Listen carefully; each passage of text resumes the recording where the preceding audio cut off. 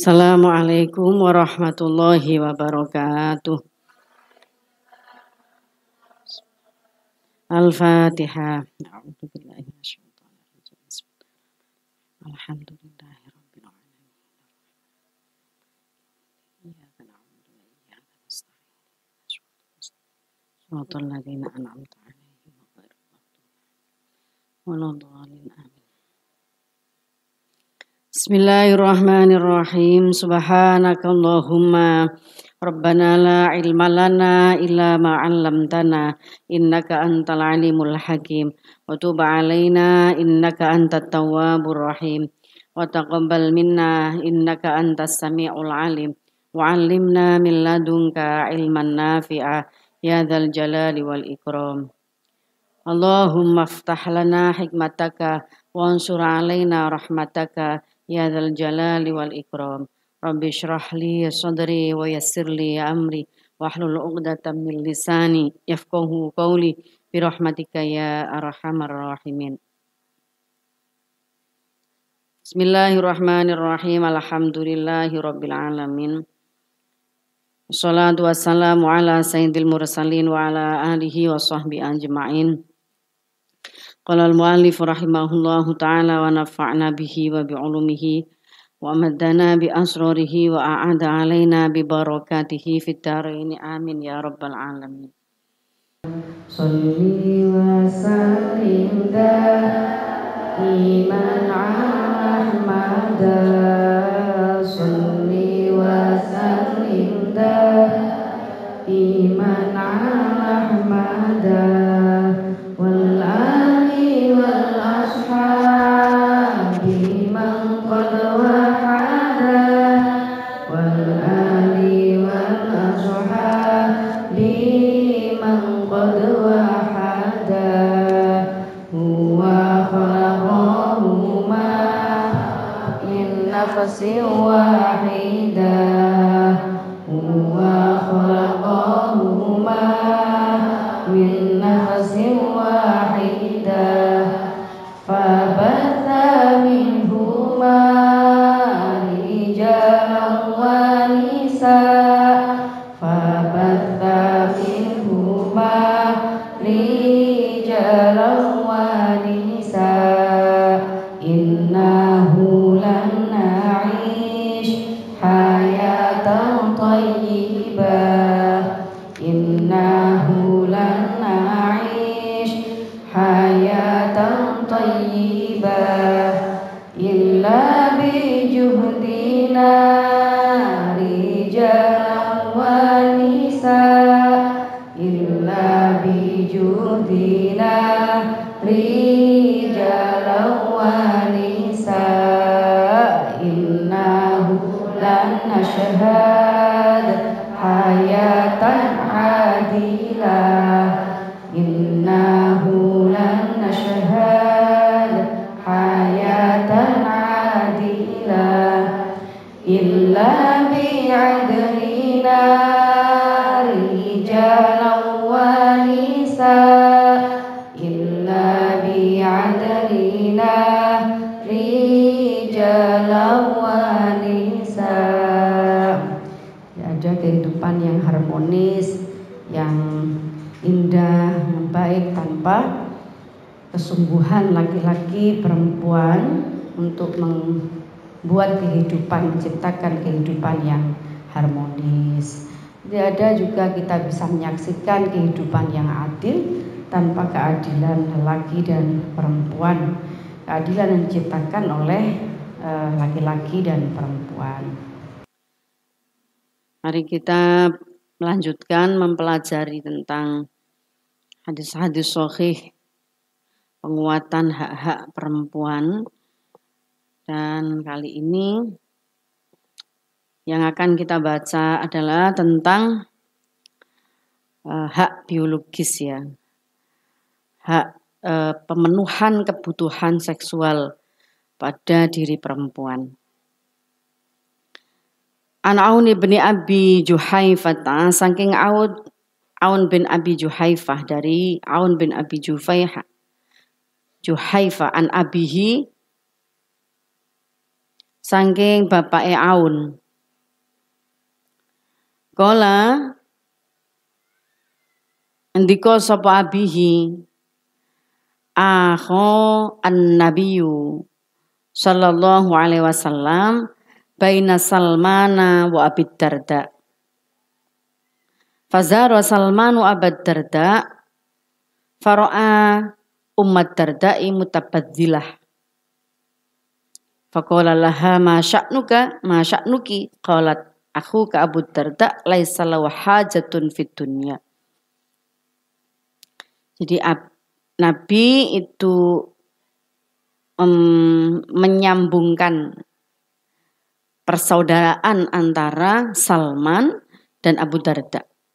Akho nyambungaken dulur sapa Nabi. Akho nyambungaken dulur sapa Nabi. Baina Salmana ing dalem antarane Salman wa Abi Darda lan Abu Darda.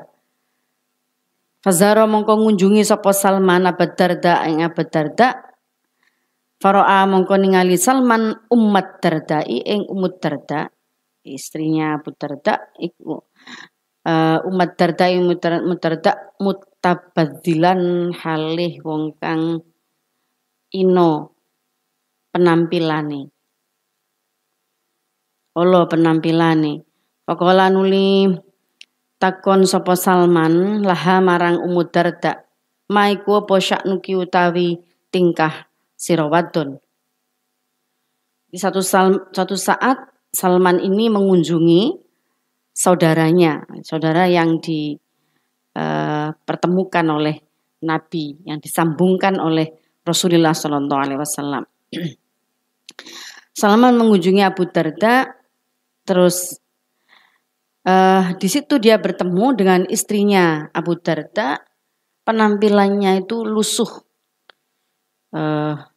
Jelek itu penampilannya itu, orangnya itu tidak menarik gitu, yes, lusuh itu ya. Lalu dia tanya kepada istrinya, ada apa ini? Mengapa kamu seperti ini? Terus istrinya menjawab, qolat, istrinya Abu Darda, qolat ngendika matur sapa Abu Darda, aku kang utawi dulur sira Abu Darda iku Abu Darda laisa ora ono lahu kedue akhuka apa hajatun butuh fit dunya ing dalam dunia. Istrinya mengatakan saudaramu Abu Darda iku gak peduli terhadap kehidupan dunia, tidak punya butuh terhadap diriku. Gak butuh sama aku. Gampangane ngono. Faja'a mongko teko sapa Abu Darda, fasona alan agawe sapa Abu Darda lahu marang Salman to aman ing pakanan. Faqala mongko nuli ngucap sapa Abu Darda, kul mangano sira Salman, fa ini mongko sak temene ingsun iku imun wong kang poso. Kala ngendika sapa Salman, ma'ana ora ana utawi ingsun iku biakilin kelawan wong kang mangan hatta tak kula sing mangan sapa sira. Fa kala mengkono limam sapa Salman, falamma kana mongko tatkalane ana apa lailu wengi dhahaba mongko budalan sapa Abu Darda yakumu hale salat sapa Abu Darda. Faqala nuli ngucap sapa Salman nam turu sira. Fanama mangko turu sapa Abu Darda. Kemadhaban nuli tangi maneh budal sapa Abu Darda yakumu halih salat sapa Abu Darda. Faqala nuli ngendika sapa Salman nam turu sapa sira. Falamma kana mangko tatkalane ana apa akhirul laili akhire wengi kala ngendika sapa Salman kum tangi sapa sira al ana ing dalem saiki. Jadi apa yang diceritakan oleh istrinya Abu Darda itu memang dilihat oleh Salman, sahabat Salman ini memang betul. Ternyata Abu Darda itu hidupnya itu dipenuhi dengan ibadah sing hablum minallah, menurut dia begitu. Jadi iji awal iku wis salat, tangi sholat. Itu full sepanjang malam itu diisi dengan sholat. Terus kemudian saat ia terbangun, awal malam terbangun, sama sahabat Salman dibilangi, turu maneh sampean. Jadi ceritanya sahabat Salman itu nginep supaya tahu kehidupan, lalu tahu kehidupan dari saudaranya ini Abu Darda bersama dengan istrinya. Kamu tidur lagi Abu Darda ini. Bangun lagi pertengahan malam. Diminta sama sahabat tidur lagi. Lalu akhir malam bangun lagi. Jadi full gitu ya, sepanjang malam sahabat Abu Darda ini hidupnya full ibadah hablum minallah, sholat saja. Siangnya dia puasa terus. Jadi waktu sahabat Salman itu datang, Abu Darda itu menghidangi makanan. Jadi ini juga potret laki-laki yang juga mengerjakan tugas rumah tangga. Menyiapkan makanan terus menghidangkan makanan ke tamunya. Ya, dalam hal ini sahabat Salman, saudaranya, dihidangi makanan. Lalu Abu Darda ini berkata, makanlah ini, saya puasa. Tamu ini dikon mangan, tapi awake poso. Terus malamnya juga begitu, full dibuat ibadah. Jadi paginya puasa sampai sore, malamnya full sholat. Makanya istrinya kemudian kondisinya lusuh gitu, gak cantik, tidak tampil menarik, tidak cantik. Terus lalu sahabat Salman kemudian mengajak sholat di akhir malam. Lalu sahabat Salman menasehati jadi saudaranya ini Abu Darda. Faqala mongko nuli ngendika lahu marang Abu Darda sapa Salman. Inna li rabbika alaika haqqon, sak temene iku keduwe pangeran sira alaika melarat ing atase sira apa haqqon hak. Wali nafsi kalan keduwe awak sira alaika ing atase sira apa haqqon hak. Wali ahli kalan keduwe keluarga sira alaika ing atase sira apa haqqon hak. Fa'ti kulladzi haqqin haqqahu, muga paringono sapa sira kulladzi haqqin ing saben-saben wong kang duweni hak haqqahu ing hae dzi haqqin.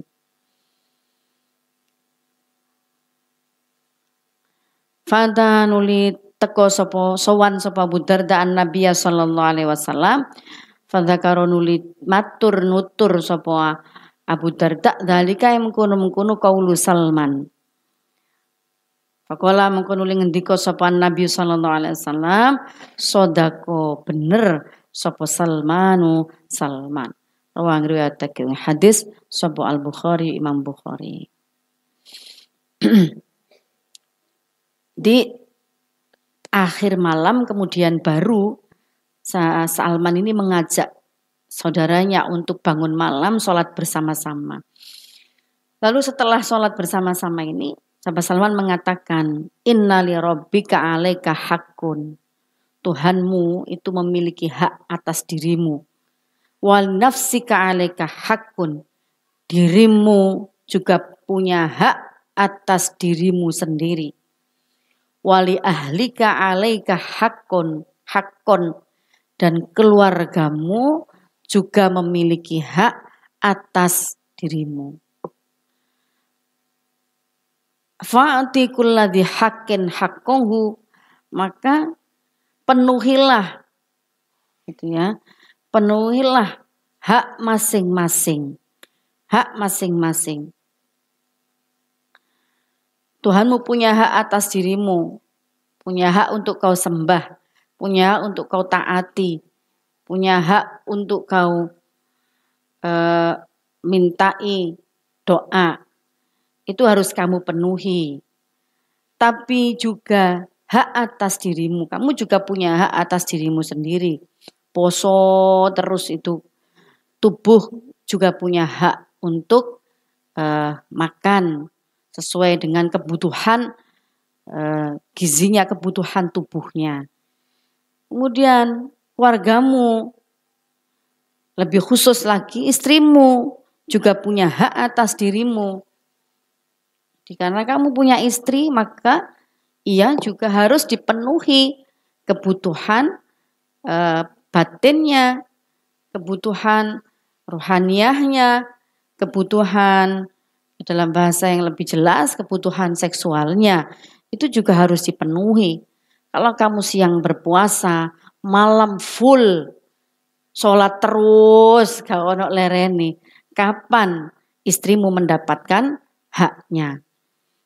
Jadi itu lalu sahabat Salman menasehati saudaranya ini. Kemudian Abu Darda lalu sowan kepada Rasulullah. Menceritakan peristiwa iki. Kula dinasehati Salman ngeten-ngeten. Pripun ya Nabi? Dawuh Nabi, faqalan Nabi sodako Salman. Jadi Nabi membenarkan tindakan atau apa yang dikatakan oleh sahabat Salman. Jadi semua itu harus sesuai porsi masing-masing. Waktunya ibadah kepada Allah, ya ibadah pada Allah. Waktunya memenuhi kebutuhan dirinya sendiri, ya penuhilah kebutuhan dirimu. Waktunya memenuhi kebutuhan keluargamu, ya penuhilah kebutuhan keluargamu. Itu semua bagian dari ibadah. Jadi ibadah itu bukan kemudian semata-mata hubungan manusia dengan Tuhannya saja, hablum minallah, itu juga harus dipenuhi dengan baik.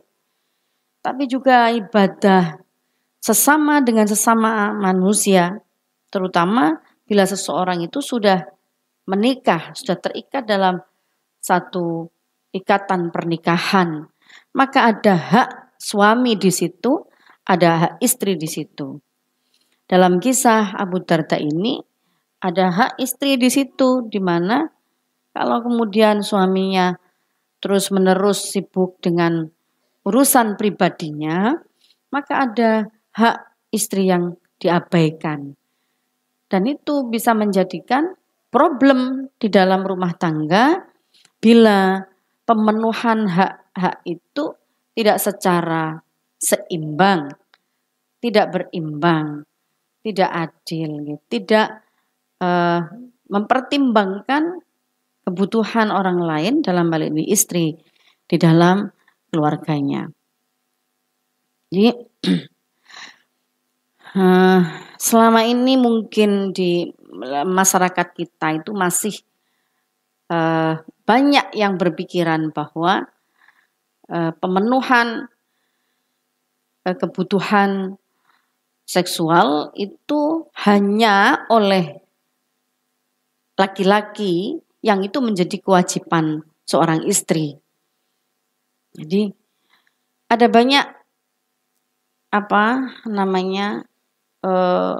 rumor atau pembicaraan yang berkembang di masyarakat dengan budaya patriarkis ini, bahwa perempuan itu memiliki kewajiban memenuhi kebutuhan seksual laki-laki. Tetapi ini tidak berlaku sebaliknya, bahwa seharusnya melihat dari teks hadis ini, itu Rasul membenarkan apa yang dikatakan oleh sahabat Salman. Itu berarti bahwa demikian pula sebaliknya, laki-laki pun memiliki kewajiban memenuhi kebutuhan seksual istrinya, memenuhi kebutuhan biologis, bahasa yang lebih lebih tertutup gitu ya, memenuhi kebutuhan biologis istrinya. Itu juga sama-sama, masing-masing memiliki hak yang sama. Tidak kemudian yang harus dipenuhi dan itu menjadi kewajiban itu hanya perempuan kepada laki-laki. Kebutuhan biologisnya harus dipenuhi, sementara pada perempuan wis terserah, aku pasrah gitu. Tidak, itu bahkan taraf ini dalam kasus ini itu Rasul pun menyatakan podo-podo duwe hak. Jadi istrimu yang duwe hak kanggo dipenuhi kebutuhan biologisnya. Kalau ini tercipta dengan baik gitu nggih, ya insya Allah itu kehidupan rumah tangga itu memenuhi teladan dari apa yang di dawuhkan, apa yang disampaikan, apa yang ditakrirkan oleh baginda Rasulullah Shallallahu Alaihi Wasallam. Kita lanjutkan. Nanti di hadis yang lain akan ada juga keterangan tentang kasusnya itu pada laki-laki yang juga harus dipenuhi haknya, hak biologisnya oleh perempuan, oleh istrinya. Ana Aisyah qalat kuntu aghtasilu ana wan nabiyyu sallallahu alaihi wasallam min ina'in wahidin min qadahin yuqalu lahu al-faraqu rawa al-Bukhari. Hadis dari Aisyah, beliau berkata, kuntu ana sapa ingsun iku aghtasilu adus sapa ingsun ana utawi ingsun nabiyyu lan nabi iku min ina'in saking wadah wahidin kang siji min qadahin saking tembikar. Yuqalu kang den ucapake apa lahu keduwene qadah apa al-farraqu alan faraq rawahu al-Bukhari. Hadis Bukhari ya. Ini yang kemarin saya sampaikan ini. Sayyidah Aisyah itu banyak. Jadi kita harus berterima kasih ya, harus sangat berterima kasih kepada perempuan. Dalam hal ini adalah istri Rasulullah yang bernama Sayyidah Aisyah, karena dari riwayat-riwayat dari beliau itu banyak sekali hadis-hadis yang diriwayatkan atau yang muncul dari beliau yang melewati beliau, di mana beliau menggambarkan secara jelas, secara detail kehidupan rumah tangga Rasulullah Shallallahu Alaihi Wasallam, yang itu beliau tahu persis itu harus menjadi teladan bagi umatnya. Jadi tidak ada hal tabu itu dalam hal mendidik umatnya agar ia berperilaku, berusaha terus meneladani perilaku baginda Rasul. Jadi tidak main-main ya, itu banyak hadis yang periwayatannya melalui Sayyidah Aisyah, dan itu banyak pula yang berkaitan dengan kehidupan di dalam rumah tangga baginda, yang itu harus dipedomani oleh umat Muslim, umat Islam khususnya, jika kita mengaku sebagai umat Rasulullah dan kita mengaku mencintai baginda Rasul.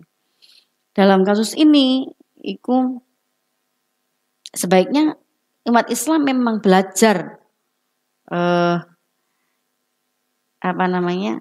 ilmu-ilmu tentang kerumah tanggaan, atau lebih luas lagi tentang seksologi ya, ilmu tentang itu mestinya kita belajar dari kitab gitu.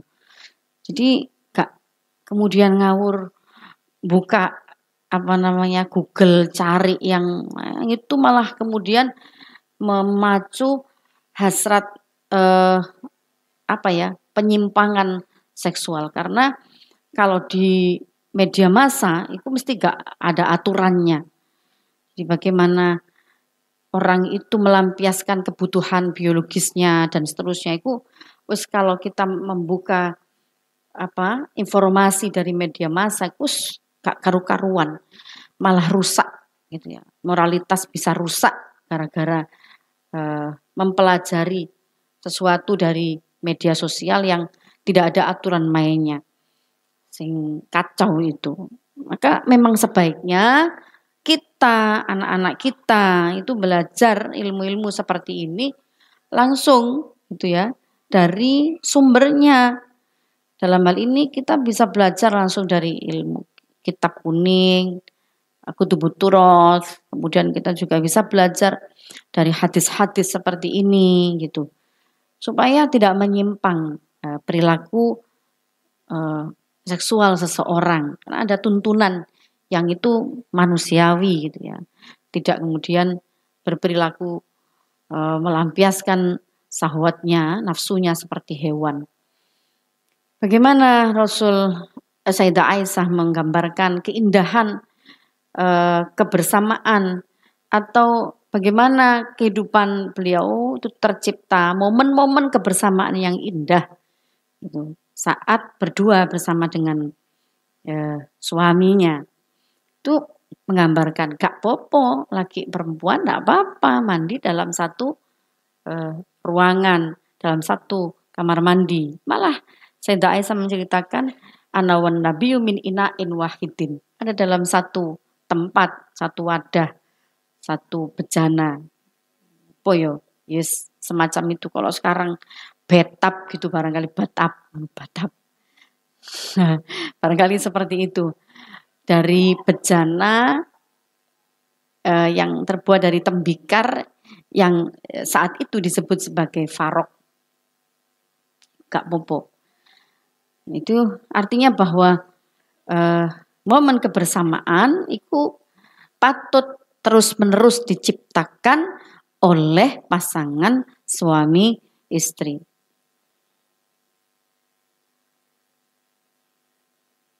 Dan kalau bisa dikontekstualisasi hadis ini, jadi intim itu tidak selalu harus hubungan seksual ya, tidak selalu harus itu. Tapi bisa saja keintiman itu tercipta di dalam aktivitas-aktivitas yang lain. Aktivitas-aktivitas yang lain, apa itu misalkan? Saling membantu di dalam pekerjaan kerumah tanggaan gitu. Kan itu akan indah. Kadang-kadang keindahan itu nek manten anyar tok mari ngono setelah 1 tahun wis amblas hilang keindahannya. Misalnya saling membuatkan makanan, saling membuatkan minuman, saling mejeti, lek podo pegele gitu. Saling membantu meringankan tugas masing-masing, membersihkan kamarnya, membersihkan lingkungannya, membantu mencuci piring, saling bergantian. Kalau begitu pasti akan banyak sekali perempuan di lingkungan kita itu yang bahagia hidupnya. Karena apa? Karena suaminya ngerti. Ya. Habis ini nanti para suami, para calon suami suruh ngaji ini dulu. Di antara maharnya gitu, ngaji dulu syarat pranikahnya. Nikah ya boleh, tapi jenengan ngaji dulu ya. Ngaji Sitina Al-Adliyah atau yang kitabnya Abah itu malam itu apa? Nabi Raufir Rahim. Ngaji ini kurian nggih. Misalnya biar tahu bagaimana Rasulullah itu terus-menerus gitu ya memperhatikan bukan hanya kehidupan beliau sendiri, memberikan teladan dalam lingkungan rumah tangganya, tapi juga memberikan statement-statement yang menyejukkan, takrir gitu, pengesahan atas tindakan para sahabat misalnya dalam kaitannya dengan ketentraman, membangun kedamaian, ketentraman, kebahagiaan, kesalingan di antara kedua belah pihak. Itu yang terus-menerus diajarkan baginda Rasulullah Shallallahu Alaihi Wasallam. Jadi kalau kita perempuan sudah paham ini, kita juga berupaya untuk terus menciptakan itu di momen-momen kebahagiaan, menciptakan kebahagiaan itu pada diri kita sendiri karena diri kita punya hak sama dengan orang lain punya hak terhadap diri kita, dan kemudian kita juga bisa menularkan virus-virus baik ini gitu ya. Ini kan bukan hadis-hadis perlawanan. Sejak awal saya kan tidak mengajarkan kalian untuk melakukan perlawanan, sepanjang itu bisa didialogkan dengan baik, itu bisa diciptakan suasana keadilan, keseimbangan, kedamaian, ketentraman, rahmat bagi semuanya. Itu sama-sama memiliki komitmen untuk menciptakan itu. Tidak perlu ada perlawanan di antara kedua belah pihak. Tidak perlu ada kekerasan. Tidak perlu ada kekecewaan yang berlebihan. Gitu ya. Sehingga ini penting untuk dari kemarin juga dialog itu penting. Bersama-sama menciptakan rasa nyaman di antara kedua belah pihak itu penting. Jadi bukan kemudian enggak apa-apa wes, yang penting kamu bahagia walaupun aku enggak bahagia. Ini jadi enggak rela gitu. Padha wae tetep gak rela biar aku enggak bahagia asal kamu bahagia gitu misalnya. Tapi sampai seberapa kuat kamu bilang kayak gitu? Manusiawi orang itu tetap ya pingin bahagia, dia juga dapat haknya, itu manusiawi itu. Jadi tidak perlu sok merasa mengalah gitu, tidak perlu itu. Itu dibicarakan dengan baik gitu agar juga di antara kedua pasangan ini saling mengerti, bisa memahami kebutuhan masing-masing, bisa memahami ketidaknyamanan masing-masing. Yang kemarin itu kalau kamu tidak suka, kalau suamimu tidak suka terhadap laki-laki lain misalnya siapa gitu, jangan masukkan ia ke dalam rumahmu. Kalau istrimu juga tidak suka, jangan masukkan. Itu kan artinya kudu saling memiliki memiliki pengertian dan menciptakan rasa nyaman di hati kedua belah pihak. Nah, saya katakan tadi hadis Aisyah dari Sayyidah Aisyah ini memang menciptakan salah satu gambaran itu bagaimana Rasulullah dan Sayyidah Aisyah itu terus-menerus menciptakan kebersamaan. Dan jangan dipersempit ini, kebersamaan itu hanya di ruang-ruang, misalnya di kasur, kemudian kalau contohnya ini di kamar mandi, nggak harus seperti itu. Bersamaan bisa di dapur, bantuin ngulek gitu misalkan. Bantuin itu indah sekali. Mulane golek santri juga, santriku kadang-kadang yo mandiri, wis pinter iso masak dhewe, mbah dhewe. Gak perlu kudu kon kita sing mbah kabeh. Jenengan kan wis tau nyantri, wis nyatu mbah dhewe, ayo mbah dhewe. Atau ini dong, tolong dong. Misalnya yang perempuan sedang melahirkan itu dia berarti kan masih sedang dalam tugas-tugas reproduksi. Nah, dia habis melahirkan itu kan masih banyak beban, harus merawat bayi, dia kan akeh tugas gitu loh. Maka sangat mulia bila suami juga membantu pekerjaan-pekerjaan istri. Nanti ada di sini diterangkan bagaimana Rasulullah itu juga membantu pekerjaan istri-istrinya di rumahnya. Beliau ditanya, bagaimana Rasul kalau di rumah? Beliau juga bantu pekerjaan kami di rumah. Masak ya dibantu masak, nyuci dibantu nyuci. Begitu mungkin gambarannya. Jadi Rasul pun tidak pernah segan melakukan tugas-tugas domestik, ini peran-peran domestik, peran-peran di dalam rumah tangga. Itu juga dilakukan oleh Rasulullah SAW. Al-Fatihah.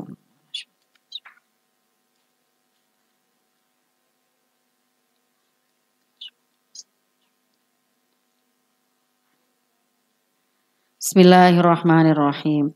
Allahumma sholli ala Sayyidina Muhammad wa ala ali Sayyidina Muhammad.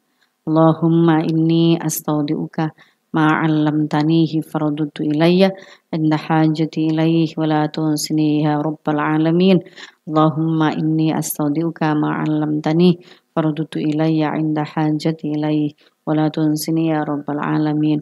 Allahumma inni astaudi'uka ma'allamtanihi fardutu ilayya inda hajati ilaih wa la tunsini ya rabbal alamin.